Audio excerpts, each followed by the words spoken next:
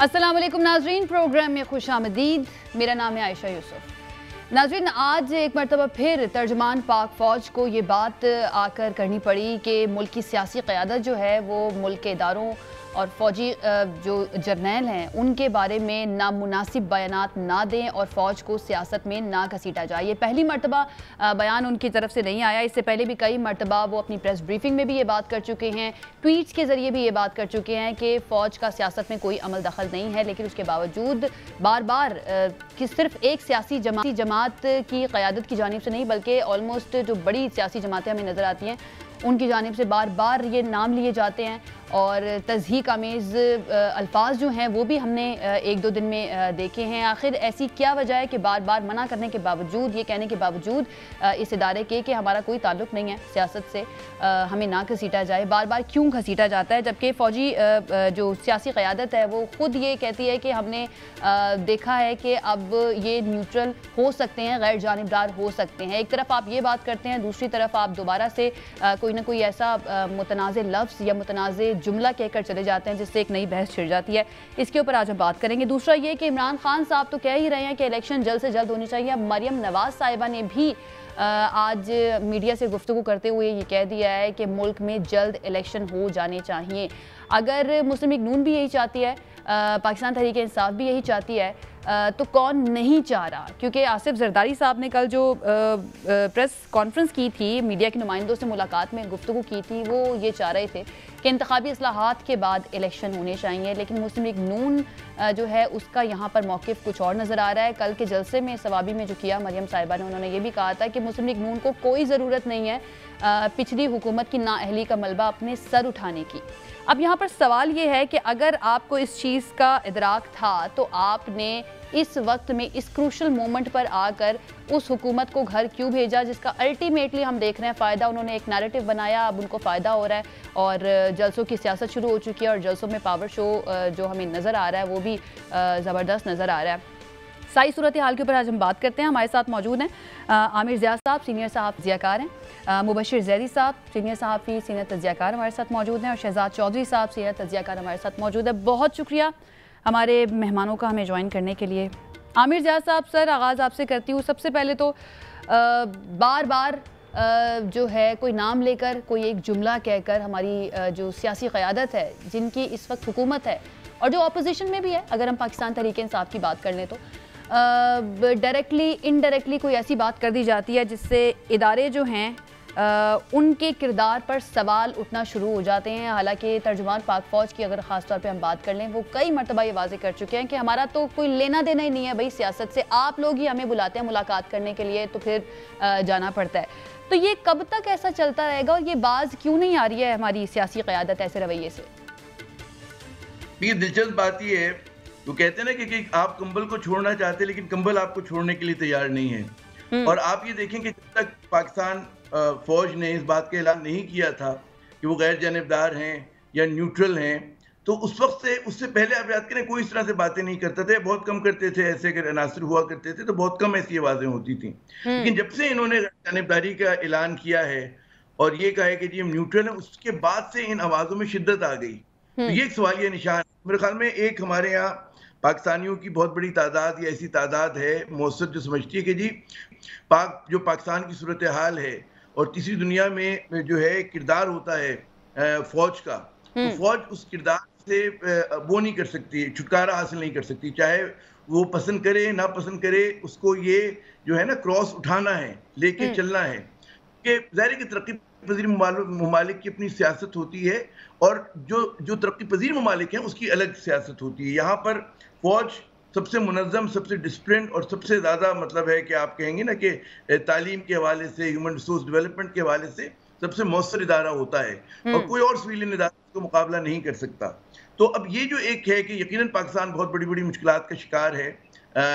जैसे कि भी DGISPR का आप बता रही थी कि जी चैलेंजेस हैं, बैरूनी चैलेंजेस हैं, उनको पाकिस्तान को एक दहशतगर्दी के खिलाफ जद्दोजहद जारी है। लेकिन ये समझने की बात है कि अगर कोई ऐसी हुकूमत हो कि जिस पर अवाम इत्मीनान ना करती हो या जिसके हवाले से खुद इदारों के अंदर वो जो हो इत्मीनान ना हो, तो वो आप खारजी महाज पे मौसर तरीके से नहीं लड़ सकते जब तक आपका दाखिली महाज जो है मुस्तहकम नहीं होगा, जब तक आपकी मुल्क सियासत सही नहीं होगी। आपको दिफा करना है, मुल्क की मईशत सही करनी है, कुछ भी अगर करना है, उसके लिए पाकिस्तान की सियासत का सही होना ज़रूरी है।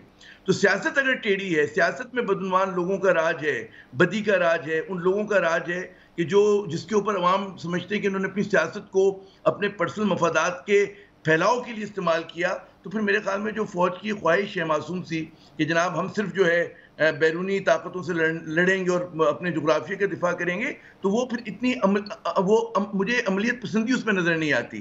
तो यहाँ पर जो है इस वक्त जो तनाव है, महाजराई है, तो मेरे ख्याल में इदारों की जिम्मेदारी कि सिचुएशन को यूज़ करें, कोई रास्ता निकालें कि जहाँ पर जो भी एक ऐसा रास्ता जो एक्सेप्टेबल भी हो और जो दुरुस्त भी हो।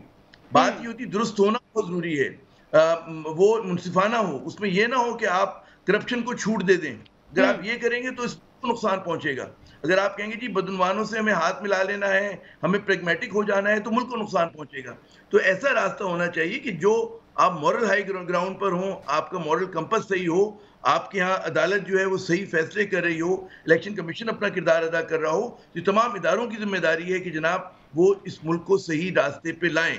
और उसमें सबसे क्योंकि बड़ा इदारा, मुनज़्ज़म इदारा, मजबूत इदारा पाकिस्तान फौज का है, तो इसकी जिम्मेदारी ज़्यादा बनती है। जी सही। शहजाद चौधरी साहब, हमारी जो मुल्क की सियासी जमातें हैं इनमें ज़्यादातर का ये दरीना मुतालबा भी रहा है और उनकी ख्वाहिश भी रही है कि जो फ़ौज का इदारा है वो सियासत से दूर रहे। अब जब वो खुद कह रहे हैं कि हम गैर जानिबदार हैं, हमारा तो कोई लेना देना ही नहीं है मुल्क की सियासत से, तो ऐसा क्यों महसूस हो रहा है कि ये सियासी जमातों को हजम नहीं हो रहा? देखिए, पहले बहरहाल में आमिर ज़िया साहब ने जो बात की पहले उसको देख लेते हैं कि इन हालात में जबकि हमारे ऊपर एक ऐसी हुकूमत है जिसके अंदर कुछ हिस्सा हमारी कौम का ये सोच रहा है कि करप्ट या एक लेस देन क्रेडिबल गवर्नमेंट एक हमारे ऊपर एग्जिस्ट आ गई है, तो इसका फिर फ़ौज को कुछ ना कुछ करना चाहिए इसका। एक ही तरीका किया जा सकता था या कि फ़ौज इनको हुकूमत ना लेने देती, और फ़ौज हुकूमत ना लेने देने का मतलब था कि फ़ौज या तो इमरान खान को अपनी ताकत के साथ कायम रखती वहाँ पर जहाँ पर वो थे, और या फिर ये कि वो खुद टेक ओवर कर लेती, या तीसरा एक और तरीका है कि हम किसी तरीके से ये जो तमाम बाकी लोग जिनको कि हम उस कैटेगरी में डालना चाहते हैं, जिनको कि हम पसंद नहीं करते, इनको किसी तरीके से नेशनल असम्बली में आने दिया जाए। क्योंकि अगर ये नेशनल असम्बली में आ गए तो फिर तो ये वज़ीर-ए-आज़म बनने के अहल हो जाएंगे, और उसके अंदर कोई फ़र्क नहीं होता कि वो शहबाज शरीफ साहब हैं या कोई पीछे बैक बेंचर है, लेकिन अपोजिशन पार्टी का है, तो वो प्राइम मिनिस्टर अगर बनाना चाहे तो बन सकते हैं अगर उसको वोट ऑफ कॉन्फिडेंस मिल जाता है। तो ये मसाइल हैं कुछ पार्लियामेंटरी डेमोक्रेसी के। असल में हम अपनी ख्वाहिशात और हमारे जो असल में स्ट्रक्चर्स हैं, उसके अंदर एक बहुत बड़ा टकराव पैदा हो गया है।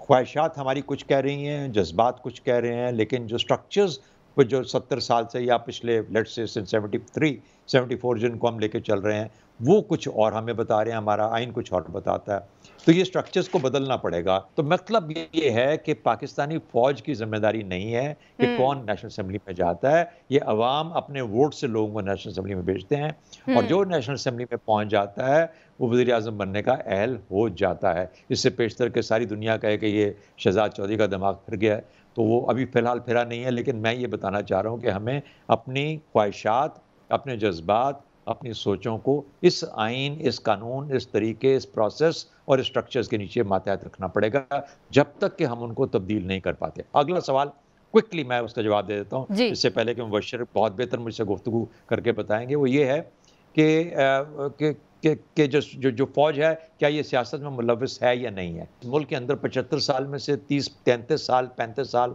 एक फ़ौज हुकूमत जिसने की हो, ये है कि उनके वो 33-35 साल के तजुर्बे को अगर आप इस्तेमाल करना चाहें तो आप कर सकते हैं, जब आप सिविलियन गवर्नमेंट एक डेमोक्रेटिक डिस्पोजिशन लेके आता है।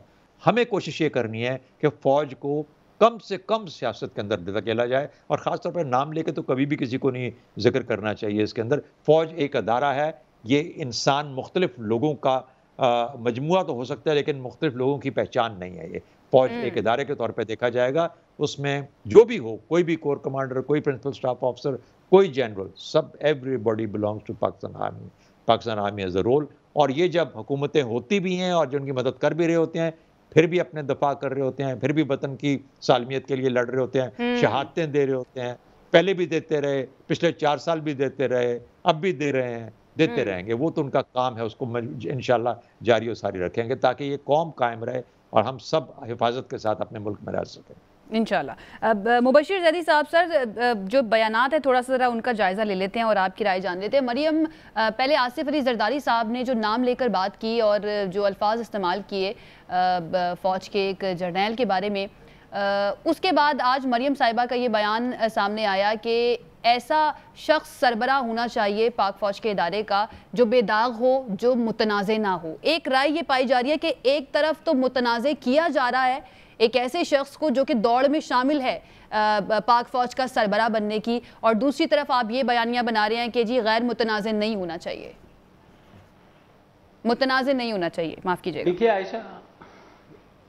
देखिए आयशा, बात यह है कि जिन साहब की आप बात कर रहे हैं और साथ ही साथ जो सियासतदानों की बयानात की बात कर रहे हैं, तो ज़ाहिर एक माजी तो है हमारे मुल्क में फ़ौज की तरफ से, या जिसे हम इस्टेब्लिशमेंट कहते हैं, उसकी तरफ से सियासत में मुलव्वस होने का हमारे पास जो डॉक्यूमेंटेड केसेस हैं माजी के, जिन पर बात भी हुई, कमीशंस भी बने, चीज़ें सामने भी आईं, तो उसके बाद ये कह देना कि बिल्कुल कभी इन्वॉल्वमेंट नहीं हुई, ये भी गलत है। माजी की चीज़ें सामने हैं हमारी। हाँ, ISPR का ये बयान इस लिहाज से खुशाइंद है कि ये बात इस्टेब्लिशमेंट को बार बार एम्फसाइज़ करनी है कि वो सियासत में मुलव्वस नहीं होंगे, क्योंकि हमने देखा माजी में पार्टियों को तोड़ा गया, प्रेशर ग्रुप्स बनाए गए। मुस्लिम लीग कायदे आज़म जब बनी तब भी आपको पता है मुशर्रफ ने बनाई, क्या हुआ। फिर 2018 के इंतखाबात में बेशतर जमातों ने अदम एतमाद का इजहार किया और ये इंतखाबात जो हैं वो रिग हुए हैं। अब वो अलग बात है कि उस बात का सबूत जो है किसी भी मदाखलत का वो फौरी नहीं आता। जब बेनज़ीर भुट्टो शहीद के ख़िलाफ़ IGI बनाई गई तो उस बात का सबूत 6 साल के बाद आया, जब सियासतदानों को पैसे दिए गए की जानिब से। उसका सबूत फिर असद दुरानी साहब एफिडेविट के जरिए सामने लाए, लेकिन वो भी 6 साल के बाद। तो ये चीज़ें बाद में सामने आती हैं जब वो किरदार हट जाते हैं। मगर फिर भी मैं ये कहूँगा कि ISPR का जो बयान है वो इस लिहाज से खुशाइंद है कि फ़ौज की जो सियासत में मदाखलत रही माजी में, उसने कोई अच्छा तासुर नहीं छोड़ा पाकिस्तान के सियासतदानों के बारे में। और अभी हम तज्ज़ियाकार क्या, ये बात तो नोन है कि तमाम जुल्फ़िकार अली भुट्टो से लेके, नवाज शरीफ से लेके और इमरान खान से लेकर के सब चोज़न वंस रहे। सब एक दूसरे को ये ताने देते हैं कि जनाब आप जो, आपको तो फला जो डिक्टेटर है उसने आपके सर पे हाथ रखा था। तो जब ये बातें इतनी खुल के हो जाती हैं तो जाहिर है एक कुछ ना कुछ होता है तो बात होती है। अब अगर आकर के फ़ौज इंसिस्ट कर रही है, और गुज़िश्ता चंद हफ्तों से हमने देखा भी कि ये जो न्यूट्रलिटी की बातें हो रही हैं, बहुत अच्छी बात है। फ़ौज हमारी, जैसे आमिर ज़िया ने भी कहा, एक बहुत डिसिप्लिन फोर्स है। मुल्क को बहुत से चैलेंजेस दरपेश हैं। अगर इदारे जो हैं वो किसी और एक्टिविटी में मुलव्वस होंगे अपनी जिम्मेदारियों के अलावा, तो जाहिर है मुल्क के ऊपर असर पड़ेगा और उससे बहुत से जो चीज़ें हैं वो मुतासिर होंगी। साथ ही साथ ये भी है कि यहाँ हमारे यहाँ एक रीत भी चल पड़ी है कि जो सियासतदान हार जाता है वो उस चीज़ को एक्सेप्ट नहीं करता और सीधा इल्ज़ाम लगा देता है कि जनाब इस्टेब्लिशमेंट जो है वो मेरे मुखालिफ के साथ खड़ी हुई थी। जो माजी में होता रहा, वो जो चीज़ें सामने आईं, अभी तक 2018 में जो कुछ हुआ वो चीज़ें कब सामने आएंगी हमें नहीं पता। जब तक सबूत सामने नहीं आ सकते, जाहिर है हम पिन पॉइंट भी नहीं कर सकते। और मैं फिर इस बात पर कम से कम इस अपनी राय का इजहार करूंगा कि ISPR की जानिब से जो स्टेटमेंट्स आ रही हैं बार बार, बहुत अच्छी हैं। सियासतदानों को भी उस बारे में सोचना चाहिए कि अगर फ़ौज मदाखलत नहीं कर रही तो उसे इस मामले में ना घसीटा जाए। सही। आमिर ज़िया साहब, ज़रा थोड़ा जो सियासी क़यादत है और इस वक्त जो हमारी कोलिशन गवर्नमेंट बनी हुई है उसकी भी बात कर लेते हैं। आपको क्या नज़र आ रहा है, वज़ीर आज़म और उनकी अहम काबीना के लोग जो हैं वो इस वक्त लंदन में मौजूद हैं, कहते ये हैं एक तरफ कि हम जी मुस्लिम लीग नून की हमारी सेंट्रल एग्जीक्यूटिव कमेटी की मीटिंग है उसके लिए गए हैं, जबकि वहाँ से जो बयानात आते हैं वहाँ पे पता चलता है कि मुल्क के जो मामलात है, मुल्क की मईशत को डिस्कस किया जा रहा है कि क्या पॉलिसी बनानी है, डिफरेंट पॉलिसीज़ को डिस्कस किया जा रहा है। चल क्या रहा है? और पीपल्स पार्टी आजकल खामोश है। लगता है ऐसा है कि जैसे वो सारा बार जो है वो मुस्लिम लीग नून के ऊपर आ रहा है, इसीलिए मरियम साहिबा को भी ये बयान देना पड़ा कि मुस्लिम लीग नून को अपने सर पे ये उठाने की ज़रूरत नहीं है पिछली हुकूमत की नाअहली। देखिए, पीपल्स पार्टी सबसे पहले तो बात करें कि पीपल्स पार्टी सबसे मजे में है, क्योंकि जितनी गोलाबारी हो रही है, तोपों के दहाने का जितना रुख है वो नून लीग की तरफ और शरीफ खानदान की तरफ है। और अभी मतलब अगर रज़ाई साहब ये मुतनाज़ा बयान ना देते जनरल फैज़ के हवाले से तो वो आराम से बैठे हुए थे। तो एक तो है कि पीपल्स पार्टी से, दूसरी बात है कि एक पब्लिक परसेप्शन क्या जा रहा है। पब्लिक परसेप्शन ये क्या है कि जो नून लीग की मीटिंग हुई है लंदन में या वहाँ पर उसकी क़यादत मौजूद है, वो ये है कि जनाब एक कन्विक्टेड शख्स, एक सज़ा याफ्ता शख्स जो इस मुल्क से झूठ बोलकर अदलिया से वादा करके गया कि जी मैं तो इलाज कराने जा रहा हूँ, उसके भाई ने उसकी एक स्टैम्प पेपर पे जमानत दी कि जी मैं जब कहेंगे वापस लेकर आऊंगा, उसके तलब करने पाकिस्तान का, इस्लामी जमहूरिया पाकिस्तान का वज़ीर आज़म और बहुत सारे ताकतवर काबीना के मेंबर जो हैं वो लाइन बनाकर हाजिर हुए। एक तो ये तासुर गया ना। अच्छा, और जाहिर है कि जब कॉम्प्रोमाइज्ड एक आदमी वहां बैठा हुआ है जो कि मफरूर है मुल्क से, सजा मतलब उसके लिए एक प्रेफरेंशियल ट्रीटमेंट दिया गया, उसके लिए कानून लचक लाई गई कि तू खुदा के लिए बाहर चला जा, तो उसके वो शख्स जो है वो इसको लीड कर रहा है। फिर दूसरी बात ये कि आप ये कह रहे हैं जी हमारी पार्टी की मीटिंग है। अब पार्टी की मीटिंग है, सुनने में है कि वो चाहते हैं कि जी ये मीटिंग वीडियो लिंक पर भी हो सकती थी, जूम पर भी हो सकती थी, लेकिन गालिबन पीएमएल नून की क़यादत को इस बात के एहसास हो रहा है कि जी हम यहाँ बात करेंगे तो गालिबन बात लीक ना हो जाए, जिन लोगों को नहीं जानना चाहिए उन तक खबर पहुंच ना जाए, तो इसलिए उन्होंने वो मीटिंग वहां पर की। अच्छा, जब वहां पर वो मीटिंग की तो लेकिन आपको पता है लंदन तो दुनिया भर की इंटेलिजेंस एजेंसीज का हब है। वहां पर बरतानिया की इंटेलिजेंस एजेंसी है, वहां पर अमेरिका की है, भारत बहुत ज्यादा एक्टिव है, दीगर भी ईयू की भी हैं। तो आपने उन सब के लिए अपने जो है गुफ्तगू खोल दी। दायरे के बहुत आसान होते हैं चीजों को ट्रेस करना, आप छुपा नहीं सकते आज दौर में जो हालात हैं। अच्छा, वहां पर बैठ के ये हो ही नहीं सकता, जैसे आपने खुद फरमाया कि मईशत की बात डिस्कस की या दीगर चीजें, हो ही नहीं सकता कि आप पाकिस्तान की सियासत पे बात ना करें, फौज के किरदार पे बात ना करें, ये सब कुछ हुआ होगा। तो आपने वो तमाम सात बातें जो की एक अनइलेक्टेड, जिसको आप कहते होंगे कि वो आपकी पार्टी के कायद हैं, लेकिन पाकिस्तानी अवाम के नजदीक, हमारी अदालतों के नजदीक, हमारे निजाम के नजदीक वो एक सजा याफ्ता शख्स है। तो ये मेरे ख्याल में बड़ी कॉम्प्रोमाइजिंग पोजीशन है, जिसने खुद तोहफे में रखकर इमरान खान को मजीद गोला बारूद दे दिया कि जनाब आप हम पर आए और हमें एक्सपोज करें। तो ये चीज मैं समझता हूँ इस तरह से बड़ी वो है। एक बात जो अभी प्रोग्राम में से पहले जरा बात हुई कि जी मरियम का बयान, मरियम साहिबा के जी वो चाहती हैं कि ऐसा शख्स जो हो वो फौज के सरबराह हो के जो गैर मुतनाज़ा हो, बड़ी अच्छी बात की उन्होंने। लेकिन इसी तरह पाकिस्तान के अवाम चाहते हैं कि हमारा वजीर आजम जो हो वो भी गैर मुतनाज़ा हो, उस पर भी करप्शन का केस ना हो, उसके ऊपर भी 36 बिलियन अरब जो रुपए की मनी लॉन्ड्रिंग के इल्जामात ना हो, और उन्होंने जो है 9 फैक्ट्रियों से 25 फैक्ट्रियों, 25 फैक्ट्रियों से 52 फैक्ट्रियां ना बनाई हो। तो ये भी हमारे अवाम की मासूम सी नन्ही सी ख्वाहिश है कि अगर आप फौज का सरबराह चाहती हैं कि गैर मुतनाज़ हो, हम भी यही चाहते हैं, फौज भी यही चाहती है और वो भी आई यही चीज, लेकिन हमारे सियासतदान बार बार इस चीज में नाकाम होते हैं, फेल होते हैं। वो अपनी उसमें उनको कोई मिलता ही नहीं। आप सोचे ना, इस काबीना में ठीक है हमारे दोस्त, आपने हेल्थ मिनिस्टर उस शख्स को बताया जिसको हेल्थ का पता ही नहीं है। मतलब है, सोचें कि आप कैसे, आप खुद ना अहल लोगों को, यानी मैं अहल हो सकता है कि अब्दुल कादिर पटेल किसी और चीज में बहुत अहल हूं, लेकिन हेल्थ मिनिस्ट्री। अच्छा, इसी तरह लोग सवालिया निशान उठाएंगे कि इस मुल्क में ये कोई राजवाड़ा है कि बाप वजीर आजम, बेटा जो है वो चीफ मिनिस्टर। इस पूरी नून लीग में और लोग कहाँ थे, वो क्या है, उनके पास कोई सलाहियत नहीं है। क्यों खाकान अब्बासी वजीर आजम नहीं हो सकते? क्यों मिफ्ता इस्माइल वर्सेस डार की सियासत हम देख रहे हैं कि समझी जो है वहां से बैठकर डिक्टेट करता है और जो मिफ्ता साहब हैं वो एक माशी फैसले नहीं कर सकते। यही हो रहा है इस वक्त। आपको जो डिवीजन है कि जो लोग शहबाज साहब के करीब है, बेशक वो गले मिलते हैं बिरादर खुद बड़े भाई से, लेकिन जो पूरा डिवीजन आपको नजर आ रहा है आयशा साहिबा, वो यही है कि जनाब जो एक उनके कुछ लोग हैं करीब के, चाहे नवाज शरीफ साहब के, कुछ शहबाज शरीफ साहब के, उसी तरह मीडिया में आप देखें कि कुछ लोग जो नवाज शरीफ की इस तरह के बयान दे रहे हैं कि जो नवाज शरीफ साहब के मौक़िफ़ को आगे बढ़ा रहे हैं, और बाज़ लोग जो हैं वो शहबाज शरीफ के। तो ये चीज़ जो है बड़ी खतरनाक है इस वक्त मुल्क में। और फौज की ख्वाहिश बहुत अच्छी है, मैं फिर दोहराऊंगा कि सियासत में मुलविस नहीं होना चाहिए, पॉलिटिकली करेक्ट पोजीशन है, लेकिन तीसरी दुनिया के ममालिक के अपने तकाजे होते हैं। आप अगर बैरूनी दुश्मन से लड़ना चाहते हैं, मुल्क की मईशत को ठीक करना चाहते तो आपको सियासत दुरुस्त करनी पड़ेगी, और हमारे सियासतदानों ने ये साबित किया है कि वो सियासत को दुरुस्त नहीं कर पाए।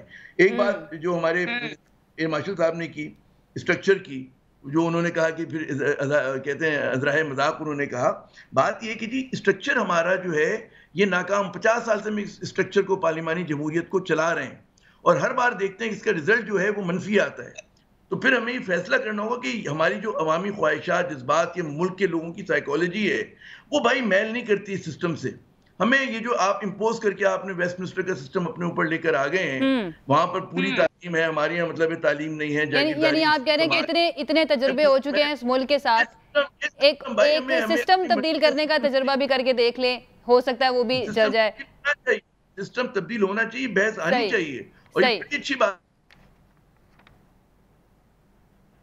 ठीक है, मेरे ख्याल से आमिर जावेद साहब का राब्ता मुनक़ता हो गया है। शहजाद चौधरी साहब, आप इत्तेफाक करते हैं इस बात से, आमिर जावेद साहब जो ये बात कर रहे हैं कि ठीक है मरियम साहिबा चाहती हैं कि जो मुल्क का आर्मी चीफ हो, फौज का सरबरा हो, वो गैर मुतनाज़ होना चाहिए, लेकिन वज़ीर आज़म को भी गैर मुतनाज़ होना चाहिए, उसके ऊपर भी केसेस नहीं होने चाहिए, वो भी ज़मानत पर रिहा नहीं होना चाहिए। देखिए, हर चीज़ का एक प्रोसेस है ना, एक तरीका बना हुआ है, एक ट्रेडिशन है। आर्मी का जो चीफ है वो आर्मी के जो 3 या 4 बड़े सीनियर जर्नल होते हैं उनका नाम चला जाता है। प्राइम मिनिस्टर साहब खुद अपनी मर्जी से उनका रिकॉर्ड देखते हुए या अपनी समझ के मुताबिक फैसला करते हैं और उनका नाम भिजवा देते हैं सदर पाकिस्तान को कि इसको प्रूव कर दिया जाए। और तो उसके अंदर किसी का कोई इनपुट नहीं है। अगर वो चाहें तो वो DGISI से पूछना चाहें तो पूछ सकते हैं, DGIB से पूछना चाहें तो पूछ सकते हैं। वो इनपुट्स ले सकते हैं अपना और ज़हन बना सकते हैं कि उनको क्या करना चाहिए। जो प्राइम मिनिस्टर को बनाने का जो जिम्मेदारी है वो अवाम नास के पास है, वो प्राइम मिनिस्टर या किसी एक शख्स के पास नहीं है।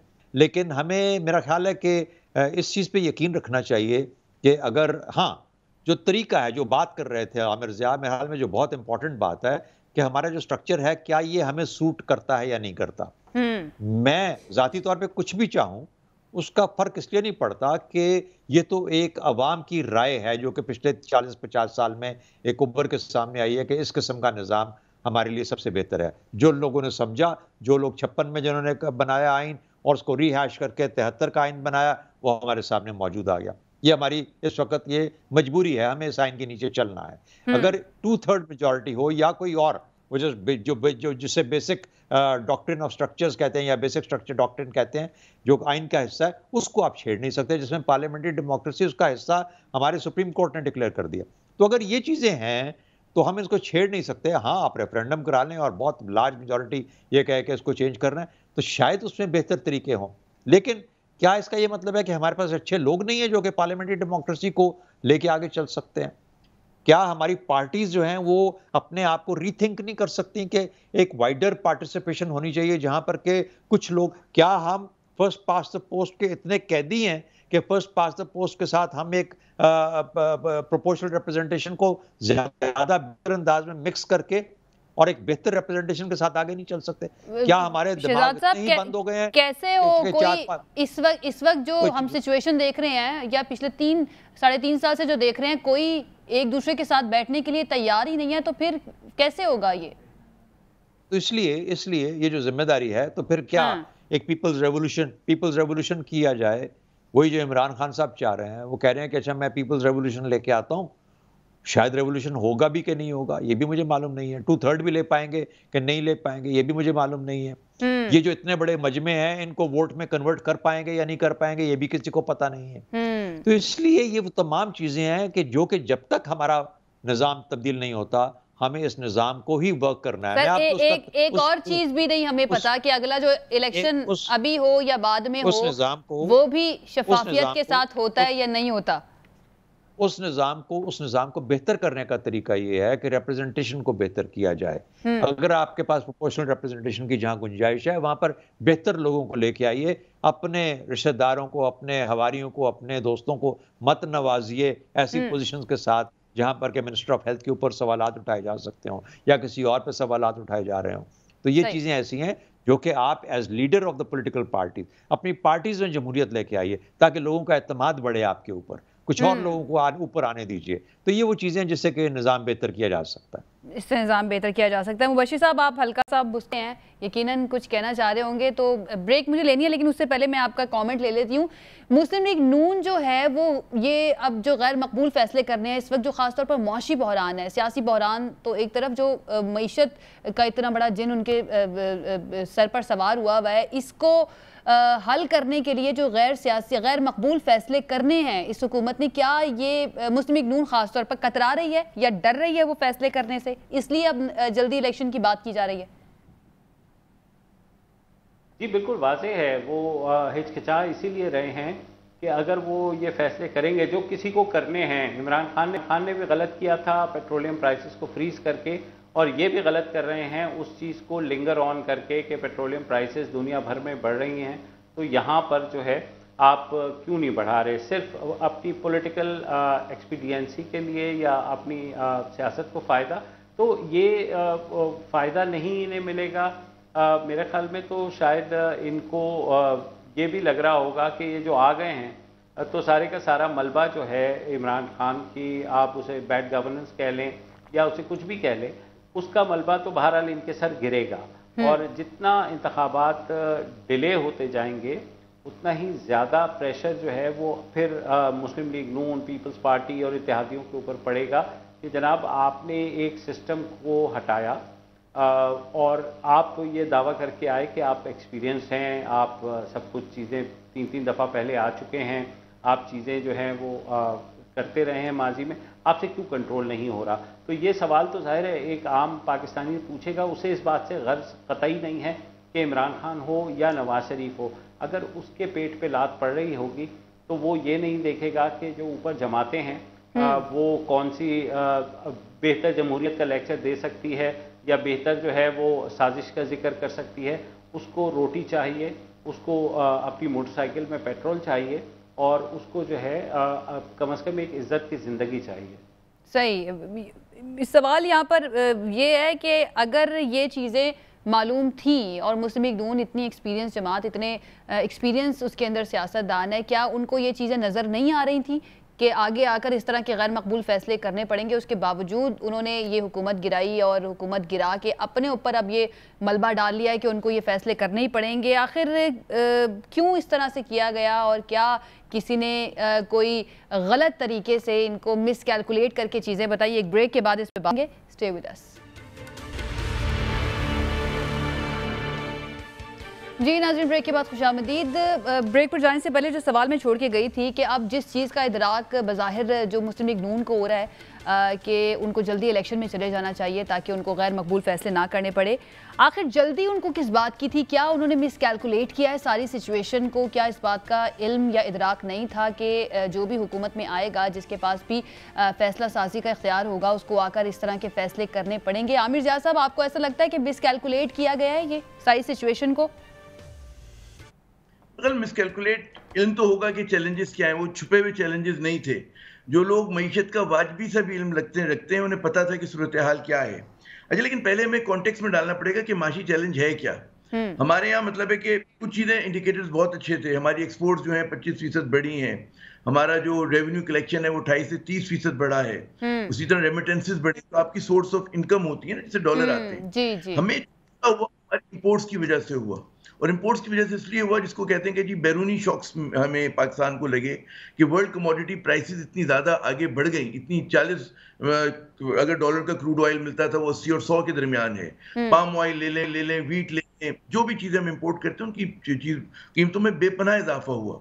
अब जब यही बात आप याद करें कि इमरान खान के वज़रा ये समझाने की कोशिश करते थे तो उसके खिलाफ जो थी इस पर तनकीद करती थी और वो मानने को तैयार नहीं होते थे।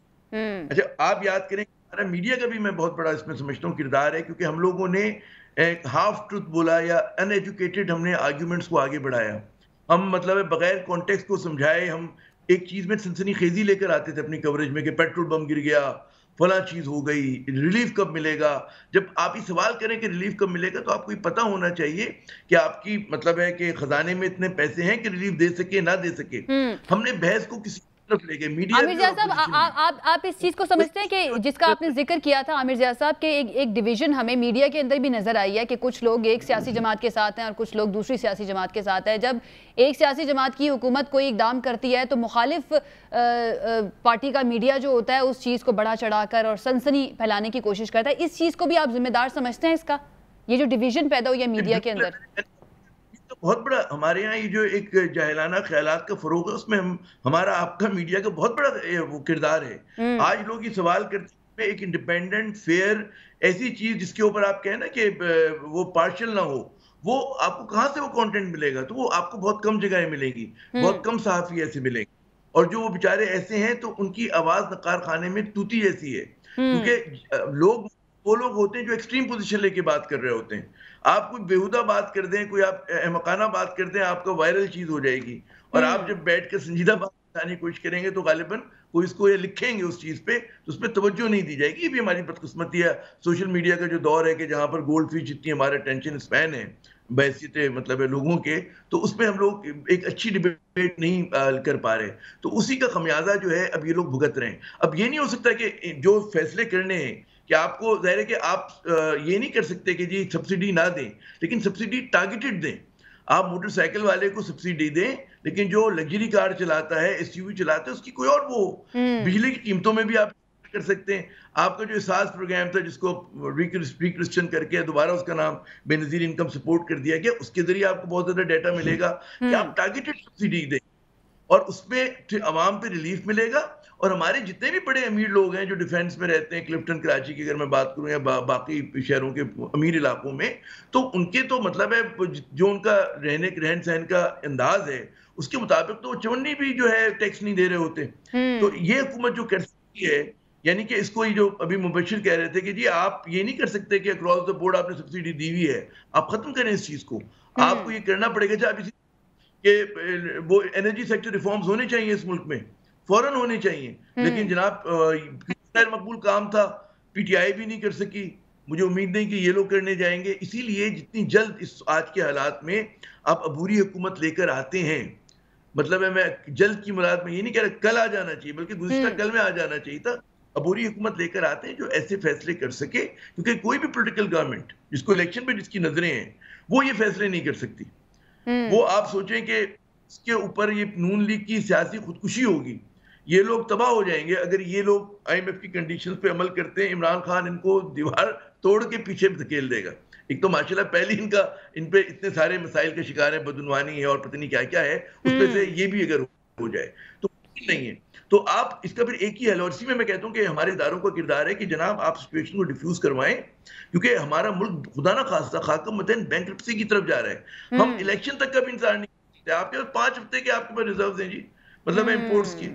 बिल्कुल बिल्कुल, लेकिन आमिर जैसा पाकिस्तान पीपल्स पार्टी के मौक़िफ़ को देखा जाए तो वो कहते हैं कि इलेक्शन इंतखाबी इस्लाहात के बाद ही होंगे। मुबशिर ज़ैदी साहब, आप क्या समझते हैं ऐसे इंतखाबी इस्लाहात जिसमें पीटीआई का मौक़िफ़ शामिल ना हो, या जो हम देख रहे हैं इस वक्त सूरत हाल के पीटीआई जो है वो किसी भी जगह पर किसी भी प्लेटफॉर्म पर साथ बैठने के लिए तैयार नहीं है, इस वक्त असम्बली में भी मौजूद नहीं है, ऐसी इंतखाबी इस्लाहात को डेफिनेटली पाकिस्तान तहरीके इंसाफ नहीं मानेगी, फिर उसका रिजल्ट क्या देखेंगे? क्या बामानी इस्लाहात हो सकेंगी? और अगर वो इंतखाबी इस्लाहात नहीं मान रहे तो फिर वो इलेक्शन को कैसे मानेंगे? देखिए, पहले तो हमें ये समझना है कि इंतखाबी इस्लाहात हैं क्या। हमारे यहाँ जो इंतखाबी इस्लाहात कोई भी हुकूमत अगर उसकी बात करती है, उसका ये मकसद होता है कि मुखालफीन जो हैं किसी तरीके से सियासी अमल से आउट हो जाएं। तो अगर हम इस सारे जो इस्लाहात की तरफ जाएंगे तो मेरे ख्याल में तो आधी पार्लियामेंट हमारी खाली हो जाएगी, क्योंकि बहुत से लोगों के ऊपर केसेस हैं, बदउनवानी के केसेस हैं, इनएफिशिएंसी के केसेस हैं और दूसरे केसेस हैं। तो ये देखिए, हमारा पूरा जो निज़ाम है इस वक्त, ये जो हमारी पार्लियामान है या हमारी फॉर दैट मैटर सियासी जमातें, इसमें से कौन सा मुझे बता दें आज तक पीटीआई में, पीपल्स पार्टी में या मुस्लिम लीग नून में कौन सा ऐसा शख्स जो है वो ऊपर आया है कि जिसके पास पैसा नहीं है या जो जिसने जो है इन्फ्लुएंस नहीं करता। तो आम आदमी किसी भी जमात में ऊपर आ ही नहीं सकता। तो इसलिए जो इंतखाबी इस्लाहात की ये बात करते हैं वो हो नहीं सकती। उसके लिए हमें इलेक्शन कमीशन को मजबूत बनाना पड़ेगा। बदकिस्मती हमारी ये है कि इलेक्शन कमीशन हमारा उस तरह मजबूत नहीं है जिस तरह हमारे पड़ोसी मुल्क भारत के अंदर है या और जगह होता है। तो ना इलेक्शन कमीशन हमारा मजबूत है, ना हमारा इंतखाबी अमल शफाफ है, ना ही हमारा जो ये सियासी अमल है जिसे पॉलिटिकल प्रोसेस कहते हैं एक आम पाकिस्तानी को इजाज़त देता है कि वो इस अमल का हिस्सा बने, क्योंकि ना उसके पास इतना पैसा है, ना वो इन्फ्लुएंस है, और ना ही शायद पैसा और इन्फ्लुएंस होने के बायस कोई भी जो सियासी जमात है उसको कबूल करेगी। तो मेरे ख्याल में सियासी इस्लाहात की बातें रहने दें। आपको इलेक्शन में जाना है, आप जाइए, और अगली हुकूमत जो भी आती है वो इन चैलेंजेस को का सामना करे और उसके बारे में पॉलिसी बनाए। पिछली हुकूमत इमरान खान अगर कहते हैं कि अब मैं कर दूंगा, तो जाहिर है लोग उनसे भी बात करेंगे कि आपने तो कहा था 90 दिन में ठीक हो जाएगा, फिर आपने कहा जी मुझे 2 साल दे दे मैं ठीक कर दूंगा, 6 महीने से 2 साल हो गए, लेकिन उनसे भी कुछ ठीक नहीं हुआ। तो बातें करवाना जो है वो जलसों के अंदर और बात होती है, जो आकर के उन पॉलिसीज़ पर अमल दरामद करना वो बहुत ही फ़र्क बात होती है। और हमने किसी जमात के अंदर ये चीज़ नहीं देखी कि जो कुछ वो अपोजिशन में कह रहे होते हैं और वो जब वो हुकूमत में आते हैं तो उन्हें इसीलिए मुश्किलात पैदा होती हैं कि उनके अपने कहे हुए दावे जो हैं वो उनके आड़े आते हैं। अब ये जो मुस्लिम लीग नून का बयानिया था कि जनाब हम बहुत एक्सपीरियंस हैं, फाइनेंशियल हमारे पास विजर्ड्स हैं, डायरेक्ट इकनॉमिक्स हैं हमारे पास, हम चीज़ें जो हैं वो एकदम डॉलर को भी ले आएंगे नीचे और फ्यूल प्राइसेस को भी ले आएंगे, ऐसा नहीं हो सकता। मैं फिर कह रहा हूँ पिछली हुकूमत भी ये हुकूमत भी गलत रास्ते पर गामजन है, और उसका खमियाजा जाहिर है ये लोग नहीं भुगतेंगे क्योंकि इनके पास बहुत पैसा है, भुगतेंगे तो हम भुगतेंगे, आम आदमी भुगतेगा जिसके पेट पर लात पड़ेगी। सही, एक ब्रेक ले लेते हैं जी, और ब्रेक के बाद इस वक्त तहरीक इंसाफ की सियासत और उन्होंने जो एक नैरेटिव बनाया हुआ है वो नैरेटिव आवाम में कितना ज़्यादा कामयाब हो रहा है, सही है या गलत, ये एक अलग बहस, लेकिन उन्होंने एक नैरेटिव बना लिया है। इसका मुकाबला करने के लिए काउंटर नैरेटिव इस वक्त जो हुकूमत में मौजूद जमाते हैं उनका क्या होगा और क्या उनसे बन नहीं पा रहा है। एक ब्रेक के बाद इस पर बात करेंगे। Stay with us. जी नाजरीन, ब्रेक के बाद खुशामदीद। शहजाद चौधरी साहब, पाकिस्तान तहरीक इंसाफ और इमरान खान साहब ने जो इस वक्त एक बयानिया बनाया है और उसकी झलक जो है वो हमें 2 से 3 बार जो उनके जलसे हो रहे हैं उसमें नज़र भी आ रही है। सोशल मीडिया पर अगर एक नज़र डालें उधर भी हमें नज़र आ रही है। अब ये एक अलग बहस है कि वो बयानिया ठीक है या नहीं, या फिर ये जो उनके सपोर्टर हैं ये इनके वोटर भी होंगे या नहीं, लेकिन वो अपना पावर शो और ये दिखाने में जिसको भी वो दिखाना चाहते हैं कि देख लें अवाम किसके साथ है, वो तो कामयाब होती हुई नज़र आ रही है। इसका मुकाबला करने के लिए आपको कोई काउंटर नैरेटिव नज़र आ रहा है या आपको लगता है कि बना पाएंगी इनकी मुखालिफ जमातें? देखिए, इस तरह किसी भी चीज़ का काउंटर नैरेटिव, और ख़ास तौर पे इन हालात के अंदर जिसमें पाकिस्तान आज फंसा हुआ है, एक ही काउंटर नैरेटिव हो सकता है और वो परफॉर्मेंस का काउंटर नैरेटिव है। वो चीज़ जो कि इमरान खान कोर्ट नहीं कर सकते अपनी सपोर्ट में, वो इस हुकूमत को दिखानी है। अगर इनके पास साल है, 1.25 साल है, 8 माह है, जितना भी है, उसके अंदर परफॉर्मेंस दिखानी है। इनको अपना फर्क वाजे करना है पीटीआई से, तो तभी इनकी साख बहाल रहेगी। वरना अगर ये अपना फर्क वाजे नहीं कर पाते और ये ऐसे ही नजर आते हैं जैसे गुमे हुए हैं, जैसे कि इस वक्त डी कैंप्ड है, मैं तो कहता हूँ ये डी कैंप्ड गवर्नमेंट है, क्योंकि पिछले 3 दिन से आपकी कैबिनेट ही यहाँ पे नहीं है। वो कैबिनेट चली गई लंदन, अब वो पता नहीं वापस कब आएंगे, आएंगे भी या नहीं आएंगे।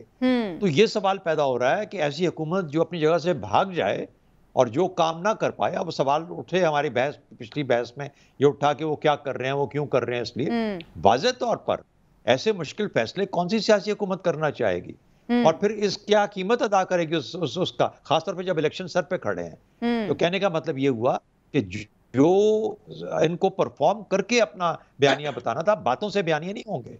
बातों से बयानिया, इमरान खान इनसे बहुत ज्यादा लीड ले चुका है बातों के बयानिए के अंदर। अब इमरान खान वापस आके क्या करेंगे वो एक और कहानी होगी, वो एक डिफरेंट किस्म की चीज होगी जो कि मैं बता पाएगी कि क्या इमरान खान 2.0 अगर वो वापस आते हैं तो 2.0 क्या 1.0 से फर्क होगा या नहीं।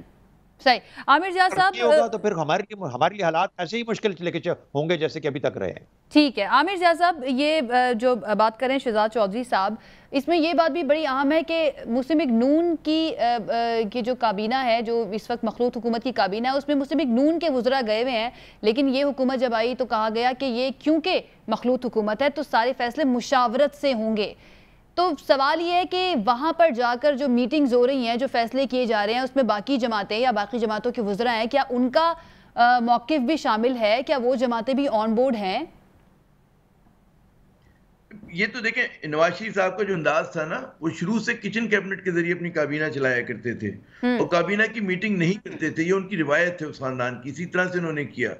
जिनकी तीसरे दौर हुकूमत था यही था। उसके मुकाबले में शायद खाकान अब्बासी बेहतर वजीर आजम थे, क्योंकि वो बाकायदा काबीना की मीटिंग करते थे, वज़रा से मशावरत करते थे। जिस तरह गवर्नमेंट चलती इदारों के साथ उनका एक वो हुआ करता था, राब्ता होता था।